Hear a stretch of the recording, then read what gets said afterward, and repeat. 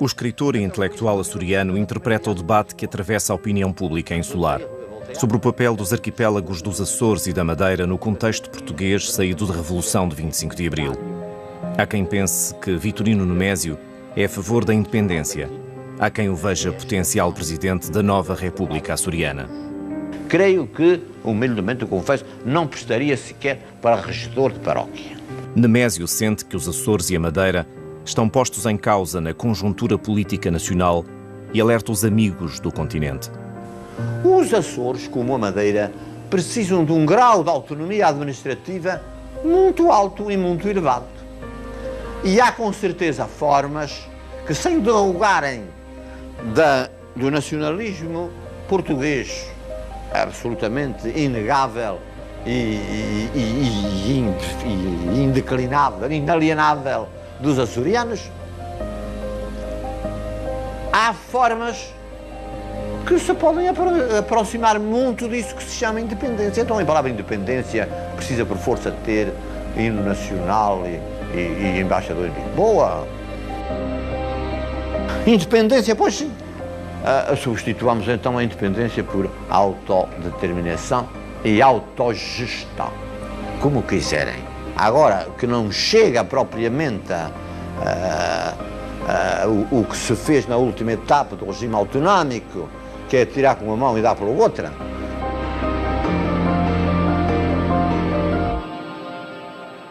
Autonomia, autodeterminação, independência são por esta altura palavras usadas com frequência, contrapostas com revolução, reação ao povo, que o 25 de Abril introduziu no discurso. São sinais da divisão que atravessa Portugal no outono de 74. Desde a altura em que o General Spínola resignou e o Partido Comunista começou a aparecer mais interventivo e com, digamos, outras ações junto das populações, junto das estruturas sindicais, digamos, as pessoas começaram a perceber-se que, afinal, a democracia não seria uma coisa já e já nos moldes em que entendiam que deveria ser. E, portanto, começou a haver uma certa desconfiança. E, sobretudo, depois porque os sindicatos começaram digamos, a aparecer com exigências junto das empresas, junto enfim, em termos sociais, e também a crise económica aqui começou a agudizar-se. Fui colocado em Ponta Delgada e vim para a minha terra. E foi difícil, acredito que foi difícil. Ninguém calcula o que foi, passados 26 anos, regressar aos Açores e, inclusivamente, não entender os açorianos. Não entendi os açorianos porque eu tinha-me apercebido e tinha entrado dentro de mim um conceito de cidadania que não estava a ser praticado nos Açores. Eu achava que era para mim incompreensível como é que se pedia para ser açoriano nos Açores.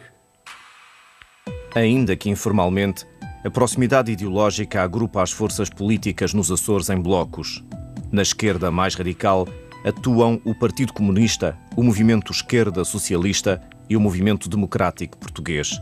Mais próximos do centro estão os moderados Partido Socialista e Partido Popular Democrático. À direita, o sentimento independentista é polarizado pelo MAPA, Movimento para a Autodeterminação do Povo Açoriano, o principal de um conjunto de grupos que defende o fim da ligação a Portugal. A guerra é de comunicados e posições diárias que enchem as páginas dos jornais. Portanto, os dois grandes ataques estão pagos pelos americanos, são lacaios do imperialismo americano e, por outro lado, são os escravos dos terratenentes de São Miguel, que era um contrassenso, porque terratenente era o Dr. Borges Coutinho, filho do Marquês da Praia, e esse um dos grandes proprietários da ilha de São Miguel. Portanto, nem fazia sentido a crítica e também nunca foi levada a sério do nosso lado. A 8 de novembro de 1974, o PPD apresenta e lança a debate público as bases do Estatuto Político-Administrativo, em que defende o arquipélago como região autónoma, governada por uma junta geral e uma comissão executiva, com as receitas geradas na própria região. Seria criada uma Assembleia Regional e um Conselho. O Estado seria representado pelo governador a residir na futura capital regional. Nós entendíamos que era chegada a altura da autonomia ser uma autonomia política, administrativa e financeira. E, portanto, dar o salto. Até porque, na altura, colocava-se a questão, os Açores tinham sido sempre ilhas adjacentes, tinham, digamos, estado para a metrópole como muitas colónias estiveram e, portanto, até também houve muita gente que pensou, e por que não, em vez da autonomia, a independência. Nós fomos pela via da autonomia e essa via da autonomia implicando a constituição de um autogoverno dos Açores, com Assembleia, com eleitos e com poder legislativo para legislar sobre todas as matérias que interessassem os Açores. E, portanto, houve aqui um projeto claro de afirmação para os Açores. A 23 e 24 de novembro, no primeiro Congresso Nacional do PPD em Lisboa, o líder nacional eleito, Sá Carneiro, aceita a sugestão dos delegados dos Açores e da Madeira e inclui a autonomia no programa político do partido. O Partido Socialista também assume publicamente a defesa da autonomia. É durante a visita aos Açores dos dirigentes nacionais Salgado Zenha e Jaime Gama.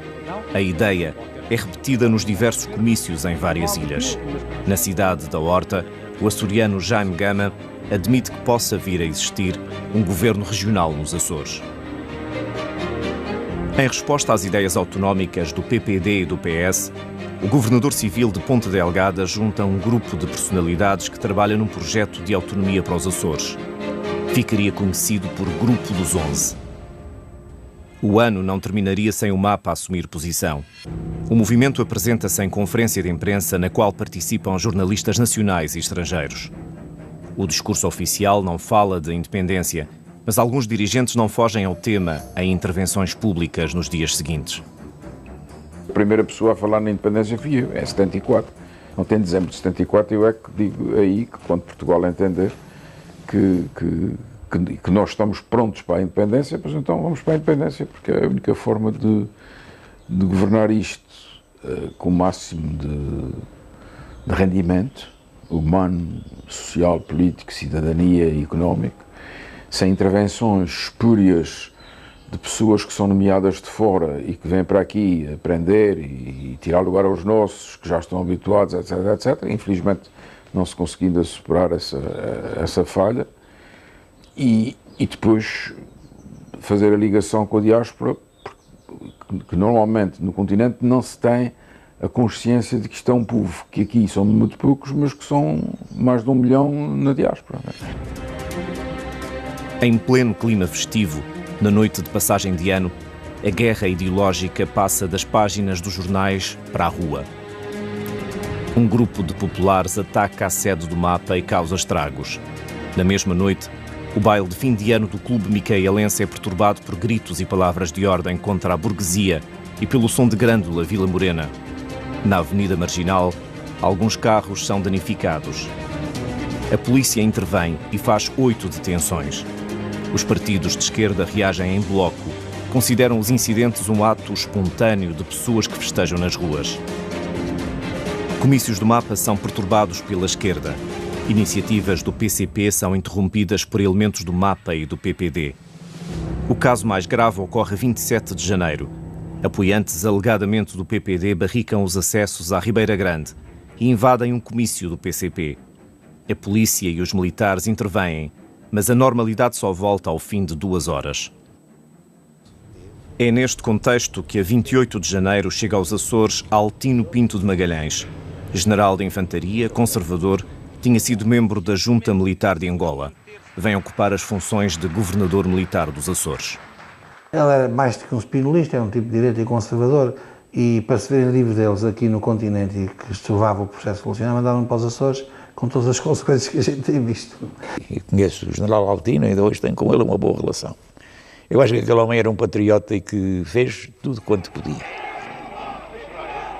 Por esta altura, no cenário político português, o CDS acaba de passar pela sua maior prova de fogo. Na noite de 25 de janeiro, 2 manifestações da extrema-esquerda convergem num cerco ao Palácio de Cristal, no Porto, onde decorre o Congresso Centrista. No interior, estão cerca de 700 delegados, protegidos por alguns militantes e escassas forças policiais. O Congresso foi interrompido e conversávamos. E a certa altura fui chamado pelo Dr. Carlos Manuel Monteiro, irmão Dr. Roberto Monteiro, que me apresentou naquele momento ao engenheiro Adelino Vaz da Costa.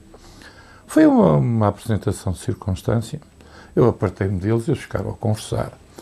Mas a verdade é que o engenheiro Amar da Costa não perdeu tempo. Eu, na semana seguinte, estava a receber uma carta dele. A solicitar que eu tentasse, se não me importava, de fazer esforços no sentido de podermos avançar com o CDS na Madeira. Bem, eu nessa altura mostrei isso ao Dr. Baltazar e às outras pessoas que nos acompanhavam e decidimos avançar. E foi até um bocado rápido, porque reunimos logo a seguir um grupo de umas 6, 7 pessoas e decidimos avançar para a frente. O cerco dura 12 horas e termina com a intervenção dos militares. O Congresso acaba por ser suspenso, mas a atividade do partido não para. Depois dos incidentes no Palácio de Cristal, o CDS abandona o estado de semiclandestinidade em que vinha operando na Madeira e nos Açores desde o final do verão de 74. A 14 de fevereiro, o Grupo dos 11 apresenta em Ponta Delgada a proposta de bases de um novo Estatuto da região dos Açores. É proposta a extinção das Juntas Gerais e a sua substituição por uma Junta Regional com 52 membros. Um projeto que assenta apenas na autonomia administrativa, mas isso era, no fundo, uma reorganização das antigas Juntas Gerais e dos antigos governos civis. Da terceira chega a iniciativa do Governador. Angra do Heroísmo é palco entre 28 de fevereiro e 2 de março de uma cimeira entre os governadores civis dos 3 distritos açorianos e da Madeira. Oficialmente, na reunião, estão em análise os contributos dos diversos grupos políticos para a autonomia, mas o encontro é visto como um apoio ao documento do Grupo dos 11. Os governadores declaram-se a favor da unidade nacional e contra a independência, mas a delegação da Madeira não subscreve as conclusões para não influenciar qualquer escolha futura do povo madeirense.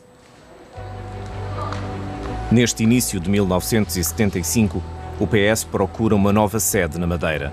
O espaço onde o partido funciona é pequeno. Só tinha uma salinha aí com, sei lá, 12 ou 16 metros quadrados, por aí, ou 20, não tinha mais coisa do que isso. Há negociações para o aluguer de um edifício desocupado na rua Câmara Pestana. Perante o impasse, um grupo de militantes decide agir. Ninguém se quer identificar como tendo tido essa iniciativa. Na prática, os que na altura estavam no partido empurram para outros e foram ocupar o edifício que era de um banco, que na altura estava em mau estado. Claro que manifestamos, tanto eu como o João Conceição, contrários, porque na altura tínhamos sido nós dois que tínhamos segurado para que aquilo não fosse ocupado.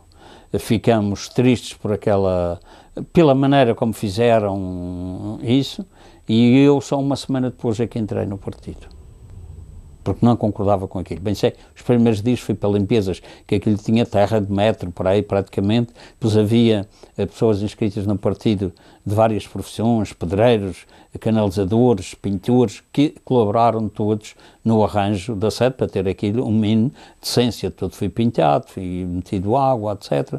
E foi feito assim. Mas foi, na altura, eu condenei publicamente esse caso, porque não concordava com a maneira como foi feito. A ocupação é explicada nos jornais e causa estranheza até no Partido Comunista. Nós éramos contra os latifúndios e pela nacionalização de sectores estratégicos. Aqui não havia nada disso. Aqui havia que respeitar a propriedade. E eu lembro até quando foi essa ocupação do PS do banco, de um edifício de um banco. Eu estava a ver como que o meu carro do meu escritório, tinha de um escritório, fui à noite, era meia-noite, 1h da manhã, e um deles manda-me parar, está a ver como o Partido Socialista é revolucionário. Pá, você também cuidado de ser revolucionário, não é isso, não é isso. O PS acaba por chegar a acordo com o proprietário do edifício, mas a ocupação contribui para a ideia de um partido radical, apesar de publicamente defender a autonomia com ideias como a criação de uma Assembleia Legislativa. Foi um partido que, estranhamente, mais defendeu, e o primeiro a defender uma autonomia alargada. Uma autonomia alargada, foi o primeiro. E isso depois não correspondeu àquilo que veio a ser em termos de implantação na estrutura partidária regional. Do lado, enfim, da extrema-esquerda havia, de facto, uma grande agitação, uma grande movimentação, havia um grande... E, portanto, as outras forças eram atraídas por isso. Julgo que só assim que se explica o que aconteceu com o PS. Embora no PS houvesse gente com juízo, o arquiteto Conceição, o Jardim Fernandes e outros, mas de facto houve essa loucura que parece que o PS pagou caro. A 5 de março, a imprensa nacional cita a reportagem de um jornal suíço que revela a existência de 4 movimentos que defendem a independência dos Açores. O Café Royal, em Ponta Delgada, é palco de reuniões nas quais participam advogados, homens de negócios e proprietários de terras. Poucos dias depois, os acontecimentos nacionais darão força à causa da independência. De repente aparecem aqui 2 companhias de paras mais lançadas por Noratlas, não é? E eu não sei, atacar o RAL 1, não é? Atacar o RAL 1, antes disso fomos bombardeados pela Força Aérea. A 11 de março, uma tentativa de golpe contra-revolucionário envolvendo militares próximos do general António de Spínola falha em poucas horas.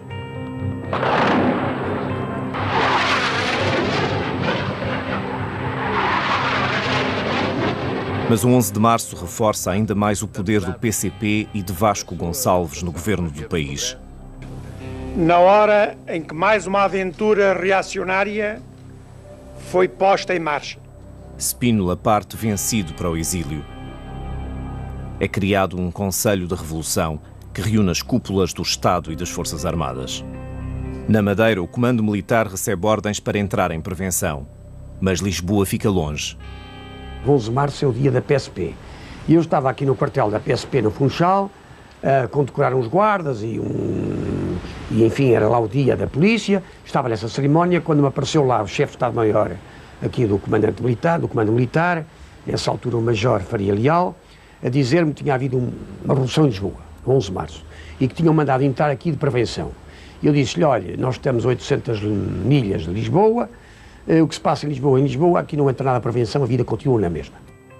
As autoridades emitem um comunicado apelando a que as pessoas permaneçam calmas nos seus postos de trabalho. À noite, realizam-se 2 manifestações distintas em apoio ao movimento das Forças Armadas. Na praça do município, juntam-se PS, MDP-CDE e PCP, aderindo depois ao PPD. A manifestação converge para o Palácio de São Lourenço, sede dos governos civil e militar. No Largo da Sé, a festa é das forças mais à esquerda, o PM, FECAMIEL e sindicatos progressistas. Há comício no Jardim Municipal e desfile por algumas ruas do Funchal. Mais à direita, o CDS enfrenta novas dificuldades.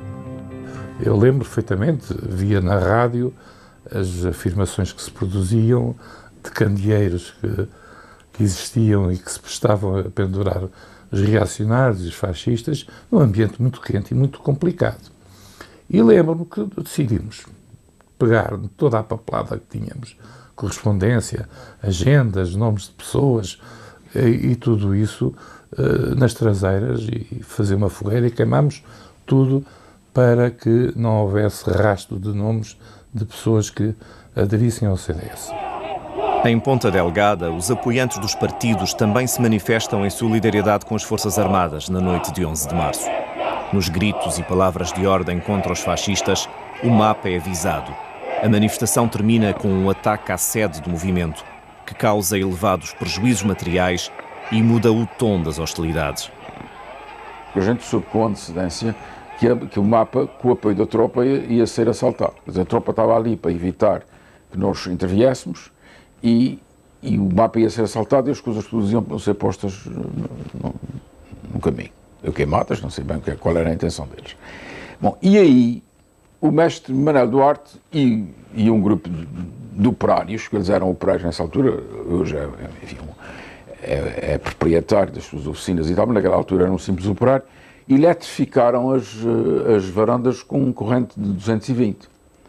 Pronto, aí Quando o engenheiro Costa Matos soube disso, mandou logo tirar. Se ainda morre alguém aí, isso é um disparate, não quer nada disso. E tiraram, e quando tiraram os fios é que assaltaram o mapa, destruíram, tiraram cadeiras cá para fora, papeladas e tal. E claro, isso aí radicalizou logo as posições. Essa do mapa era mesmo aqui no Campo São Francisco, e eu estive lá. Fomos lá impedir que a vandalização continuasse, que é totalmente diferente. Portanto, não é verdade que tivesse com o apoio da tropa, pelo menos apoio oficial e explícito. Se foi incentivado, se teria no ato inicial, como estava presente algum militar, não posso garantir. Agora, que não foi com o apoio oficial e institucional das Forças Armadas, isso posso garantir que não foi, e antes pelo contrário. Até fomos nós que impedimos que continuasse a destruição das instalações do mapa. A partir daí, então, a coisa... Isto já não é brincadeira, este tipo se quer a mesma pancada e vai haver pancada. Só foi vandalização, partir umas louças sanitárias e destruíram ou queimaram ou rasgaram os documentos no passadiço. Eu estava lá na altura em que se deu a invasão do mapa. E assistia a defenestração, máquinas fotográficas, tudo por ali abaixo, e sentia em mim uma revolta tremenda. Não, isto está tudo errado, tu és açoriano. E no meio da desordem, enquanto coisas eram tiradas pelas janelas, eu subia as escadas do mapa à procura de uma ficha para assinar por mapa e a dizer: contem comigo. O ataque à sede do mapa leva a organização a encerrar a atividade. A esquerda ganha vantagem na guerra ideológica. Na sequência do 11 de março, as nacionalizações da banca e dos seguros não tardam. São os primeiros de um conjunto de setores da economia, incluindo terras, que passariam para as mãos do Estado.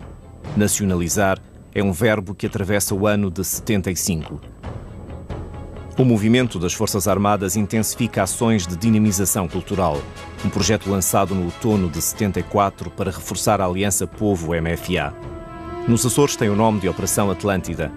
Os ideais da Revolução são explicados por militares que também garantem apoio médico, em infraestruturas e até proporcionam sessões de teatro, cinema ou música.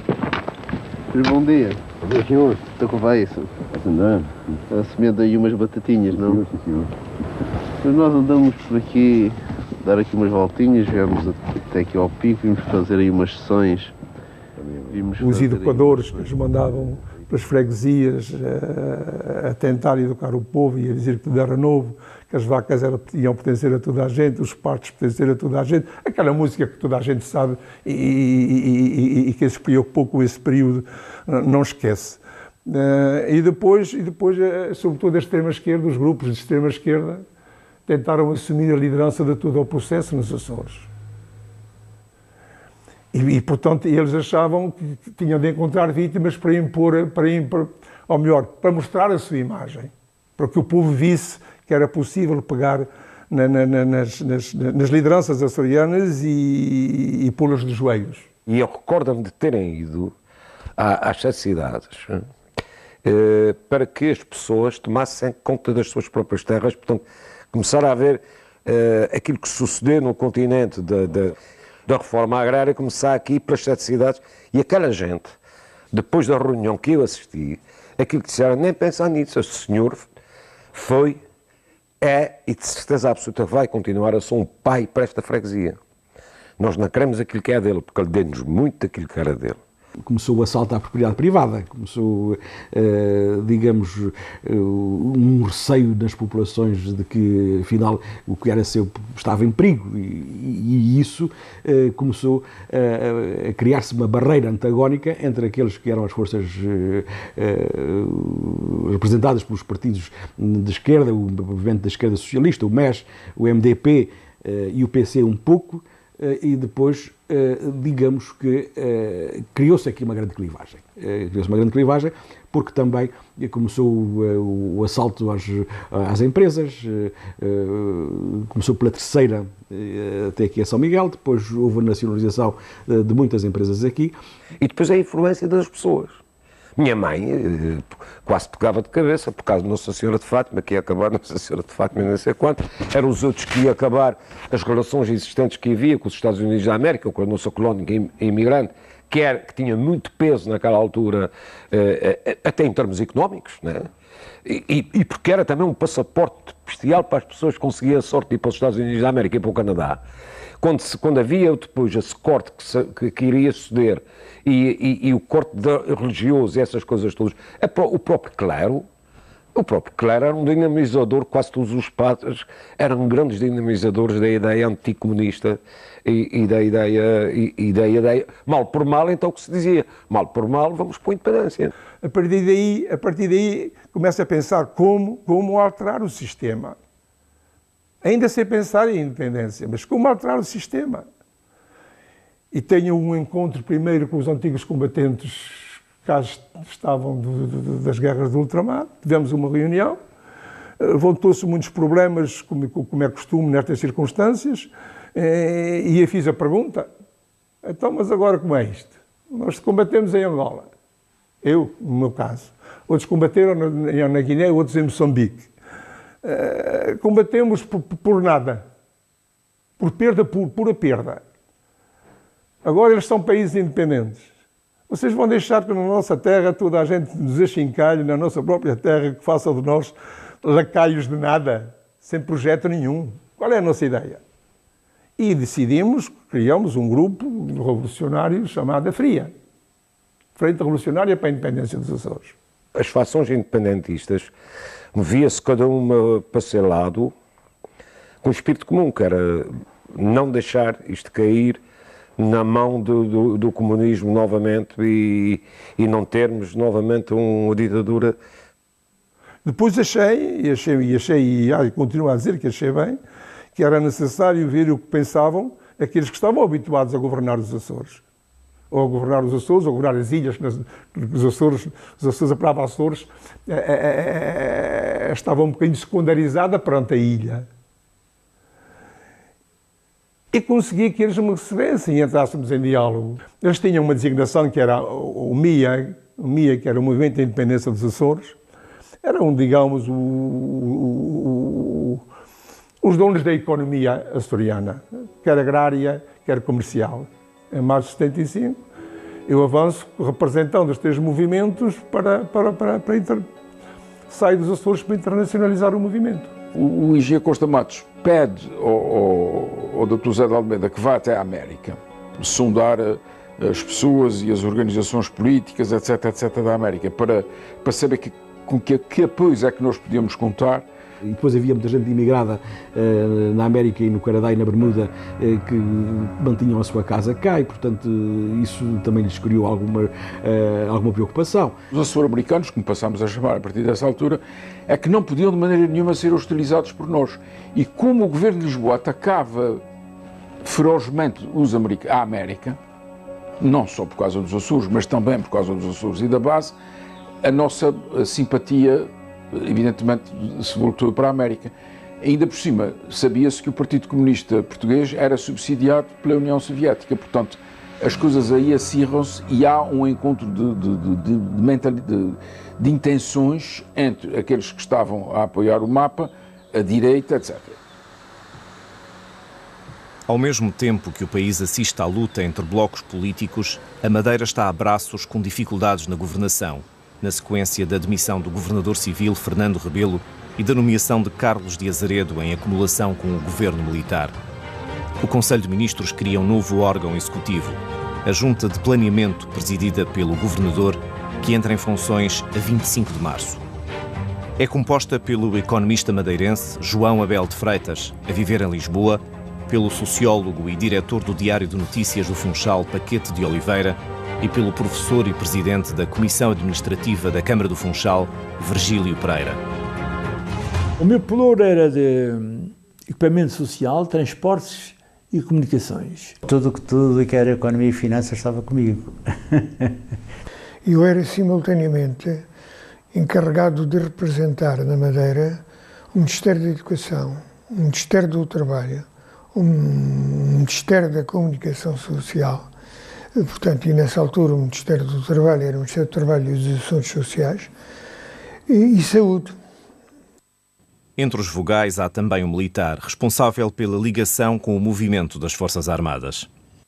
Eles quiseram inicialmente que eu fosse também para a Junta de Planeamento, mas eu também não queria continuei a não querer lugares civis, mas acabei por ser nomeado também e aceitar ir para a Junta, porque lá estava, quer dizer, sem o apoio dos militares do MFA aos civis, aquilo não andava. O novo organismo assume as competências que antes pertenciam ao governador do distrito e à Junta-Geral do Funchal, que, esvaziada de competências, apresenta a demissão. Mas o centralismo continua a dominar. Havia muitos serviços que dependiam diretamente de cá. A Junta Nacional das Frutas, a Junta Nacional do Vinho, o próprio turismo, as finanças, tudo isso dependia de cá. E o meu objetivo era tentar, a pouco e pouco, que houvesse alguma coordenação lá, e era nesse objetivo que comecei a trabalhar, e depois tinha lá digamos, área que dependia diretamente, era a Junta Geral, que tinha serviços, mini serviços, e que aquilo de algum modo a Junta Geral tinha tudo, tinha desde o ensino, a escola, a construção, etc, e aquilo de algum modo foi partido pelos três vogais da Junta. Era a questão dos portos, nessa altura não tinham autonomia, e aquilo era, enfim, tinha um homem muito competente à frente disso, que era o engenheiro Stenalino, mas o sistema que presidia a direção de toda essa instituição era absolutamente centralista. Quase que para comprar um lápis era preciso fazer uma requisição a Lisboa. Isso é um exagero da minha parte, mas não servia este sistema e, portanto, não sentia grande utilidade em ser presidente da Junta Autónoma dos Portos do Arquipélago da Madeira, como se costumava dizer. Toda a atividade do PREC e todo o gonçalvismo estava mais do que debruçado sobre o que estava a acontecer em Lisboa e não no resto do país. A 2 de abril, a Junta de Planeamento apresenta-se ao público em conferência de imprensa, onde revela projetos e intenções. O Jornal da Madeira lança a polémica na edição do dia seguinte. Considera o encontro com os jornalistas altamente improdutivo. Do Jornal da Madeira faz uma coisa à antiga censura, que é dá o título e depois dá um parágrafo em branco, no sentido de não querer dar a mesma notícia, e depois, quer dizer, faz uma breve notícia a dizer que nada do que o Azaredo tinha comunicado tinha qualquer importância significativa. O Azaredo manda chamar o Dr. Alberto João, veja lá que ele seguia estes procedimentos militares. No dia seguinte eu estava preso, ao contrário que eles dizem que eu não estava preso, tipo Tribunal Popular lá à frente deles. E é isso, sou testemunho ocular, eu, o João Abel de Freitas e só ele, eu fiquei, digamos, envergonhado porque ele manda levantar o Dr. Alberto João e diz que eu sou de cavalaria. E se você volta a fazer o mesmo, você leva um pontapé e vai para lhe dar o pontapé, de facto. O Paquete, aliás, tem um texto em que diz que me trataram, que também repudia o tratamento que outros, não sei qual deles está referente, tiveram para comigo, considerou um tratamento humilhante, ameaçando-me com o hipercaxigas e tal. Entidades governamentais, regionais ou nacionais não tinham nada que tratar, digamos, um diretor de jornal e um mais do que previsível líder da Madeira, desta maneira. E eu, a certa altura, descontrolei-me, até me vieram umas lágrimas aos olhos e disse, então esta é a democracia e as liberdades que vocês trazem para Portugal, etc.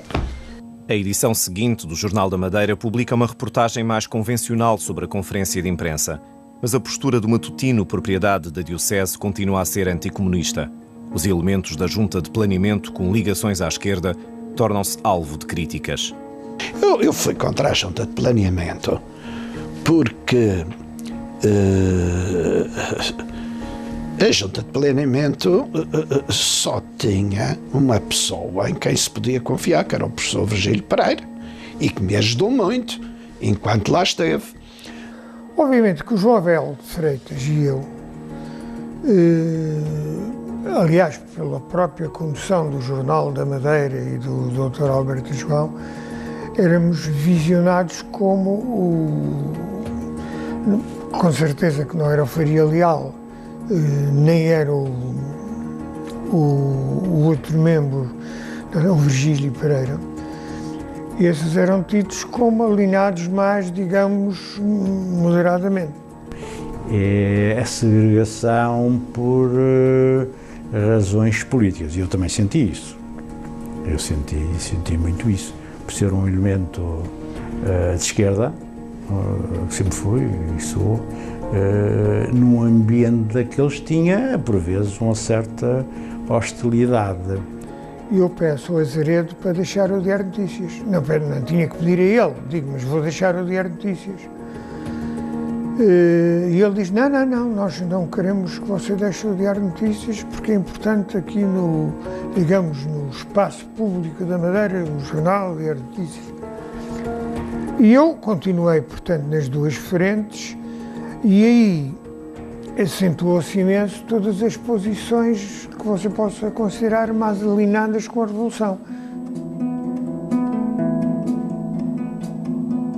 Um dos primeiros desafios da nova Junta de Planeamento acontece poucos dias após a entrada em funções. O assunto, a cultura da cana-sacarina, que produz açúcar e álcool medicinal. O cultivo remonta ao século XV.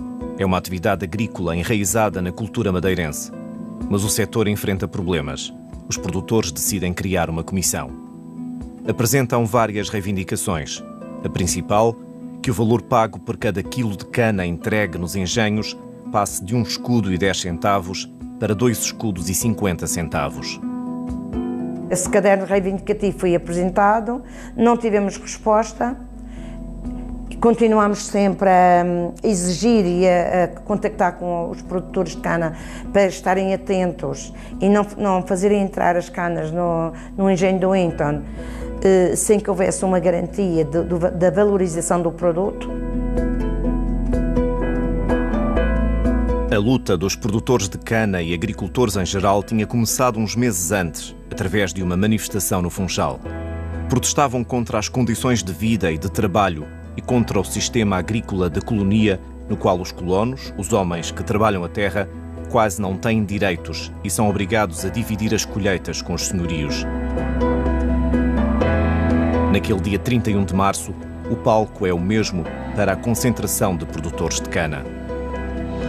Conseguimos reunir, formar uma grande manifestação no Funchal, com comício no Jardim Municipal, onde apresentamos todo o processo que essa comissão de produtores estava a desenvolver, a posição que os representantes das autoridades estavam a tomar, a não cedência nem a resposta às nossas reivindicações. Saiu uma voz a dar uma voz que avançássemos para fizéssemos uma manifestação até um engenho. O engenho que era privado, era propriedade privada, e atravessamos as ruas do Funchal, desde o Jardim Municipal até o Winton. Quando lá chegámos, as portas do Winton estavam abertas e os agricultores entraram pelo Winton e ficamos aí durante vários dias à espera que a nossa voz fosse ouvida, as nossas reivindicações fossem satisfeitas. A ocupação do engenho do Winton, o maior da Madeira, paralisa o setor e gera uma onda de solidariedade. Houve muitas famílias do Funchal que colaboraram connosco, faziam a comida em casa e iam levar ao engenho. Abriam as portas para as pessoas que estavam no engenho de noite e de dia poderem ir tomar banho, mudar de roupa. Houve muita solidariedade dos funchalenses. Cada sindicato dava um tipo de apoio. O meu sindicato coube fazer a sopa para servir ao jantar às pessoas que estavam a ocupar o engenho. Ainda me lembro de levarmos panelões para fazer a sopa, era o meu sindicato na rua 5 de Outubro, e depois nós vinhamos e ficávamos também a fazer piquete e a colaborar nessa luta. E o sindicato da Construção era muito mais a segurança. Nos concelhos onde havia a situação de colonia, o agricultor ainda sofria mais, porque nem sabia, nem era ele que ia ao engenho levantar o dinheiro das canas, que aí já era o senhor que ia, o caso Machico.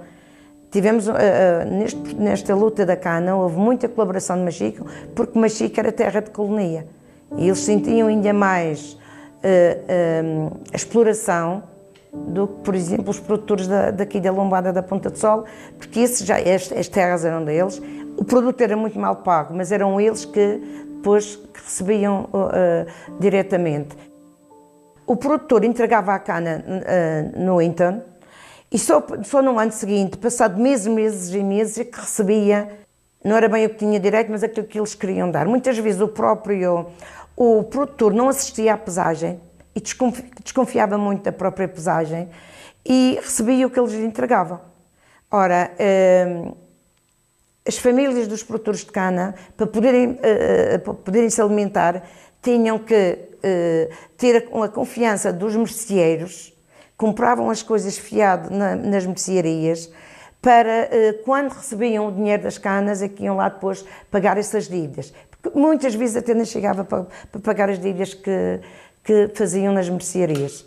Quem, nessa altura, dominava o preço da cana, do açúcar, era uma organização chamada AGA, Administração Geral do Álcool e do Açúcar, a AGA, de Lisboa, e que era ela que governava os preços do álcool aqui no continente. Bom, e não tinha nada com isso. A situação que eles nos apresentavam era, se houvesse aumento do produto da cana, de açúcar, ia haver aumento do açúcar, portanto, os derivados todos iam aumentar. E eu fui lá e expliquei-lhes que queriam mais dinheiro.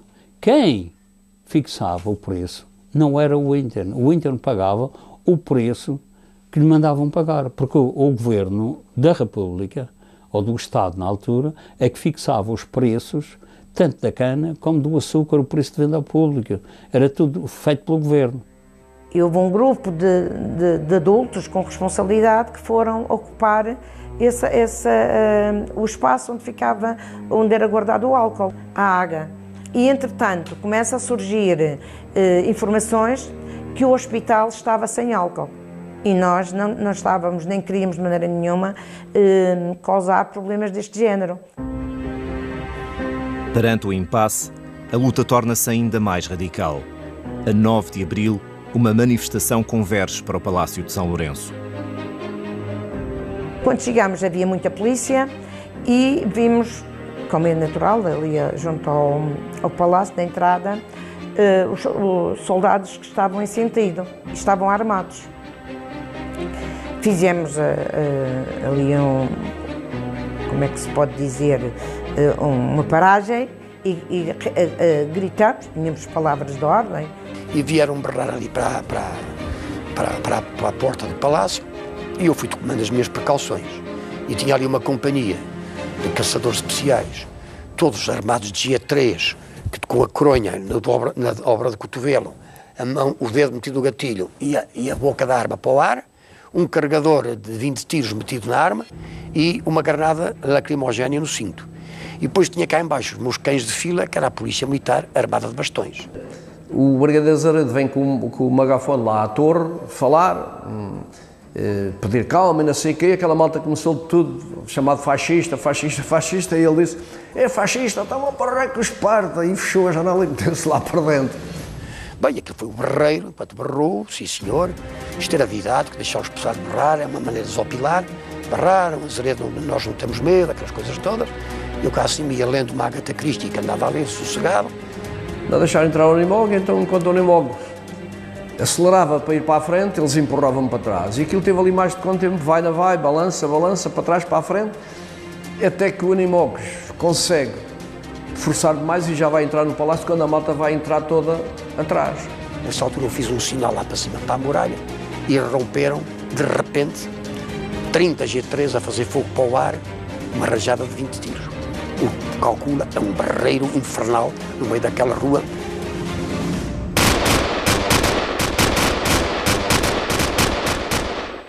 De repente, não sei como, começamos a ouvir tiros para o ar. Foi aí que ouvimos, sem haver confrontos a sério, ouvimos tiros para o ar. Ora, da parte dos camponeses, que havia indivíduos que já tinham feito tropa na África, e percebiam-se logo do que estava a acontecer, que era mesmo fogo. Quando veio o batalhão, que estava comandado por um capitão, a descer a Avenida Zarco, em direção a... Eu tenho um pedaço de cana bastante grosso, estava atrás das costas, estava assim com ela cruzada, e os tipos passam para mim, a marchar, e a única palavra que disse para o capitão foi: pá, vocês parecem uns cowboys, pá. E mal eu disse isto, aquilo começou a disparar de todo lado. E há uma peça que cai que eu vejo, era um carregador de uma das G3. Logo a seguir, os soldados, à minha ordem, tiraram a granada lacrimogénea e tiraram cá para baixo. E depois abri a porta aos meus cães de fila e saíram os bastões, a polícia com os bastões, que foram atrás da multidão. E aí a coisa já pegou rijo e tivemos que levá-los a correr até o Forte de Santiago. E as pessoas começaram a se dispersar, a fugir, precisamente por causa, devido ao gás lacrimogéneo e à polícia que começou a bater. Mas foi a polícia que foi mais violenta, não foram os militares, foi a polícia. A calma chega já depois das 11h30 da noite. Há feridos dos dois lados do confronto. Os produtores não conseguem receber 2 escudos e 50 centavos por cada quilo de cana-de-açúcar entregue nos engenhos, mas obtêm um aumento em 50 centavos, o que eleva o valor para 1,5 escudo até às 10 toneladas. Mas a luta dos agricultores está longe de ter terminado. É o espelho da instabilidade crescente. Ao extremismo de esquerda respondem forças conservadoras. Eu estou convencido que o próprio general Carlos Azeredo era absolutamente contrário a essa ideia. Não era nada apologista de que isso acontecesse. Ele era realmente, ao contrário do que muita gente dessa altura pode ter ficado a pensar dele, ele era um indivíduo que respeitava, afinal de contas, pelo menos no dia-a-dia, não vi nada assim especial, que me leva a pensar o contrário. Ele respeitava a posição política ou partidária de qualquer um, a ideologia de qualquer um.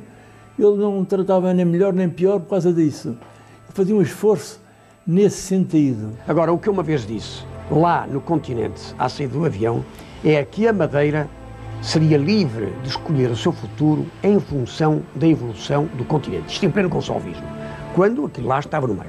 Essas declarações foram postas lá no Jornal do Continente e no dia seguinte, quando cheguei aqui ao Funchal, recebi um telefonema do Presidente da República, nessa altura, o General Costa Gomes, a dizer: Sr. General Azeredo, eu não gostei nada das suas declarações. E eu com aquela voz rouca que é habitual. E eu disse: Sr. Presidente, é verdade que não gostei, se calhar não gostou, mas eu disse, eu quando fiz as declarações, não fiz as declarações para lhe ser agradável. Fiz as declarações para retratar um perigo que se está a correr na Madeira. Em função da evolução da situação, nós podemos perder ou não a Madeira, porque a Madeira tem o direito de escolher o seu caminho e ficar amarrado ao comunismo. Ele só dizia que se fosse preciso tomar uma medida drástica para resolver os problemas da Madeira e para aqueles empecilhos que estavam na governação de Lisboa, alguns não reconhecer a necessidade de ir com a Madeira para a frente ao fim de tanto tempo de estagnação, que se fosse preciso tomar medidas drásticas, tomaria. Quais eram as medidas drásticas? Não sei quais eram. Desde o outono de 74, o futuro é tema de conversa em algumas casas do Funchal. Porque os grupos de amigos se iam reunindo e achavam que era preciso fazer alguma coisa, sobretudo porque houve aquela febre das independências das colónias, que se sabe que até correu mal. E então esses grupos nem nome tinham. À medida que a primavera de 75 avança, os vários grupos organizam-se. A luta pela independência da Madeira passa a ter um nome. Nasceram muitas flamas.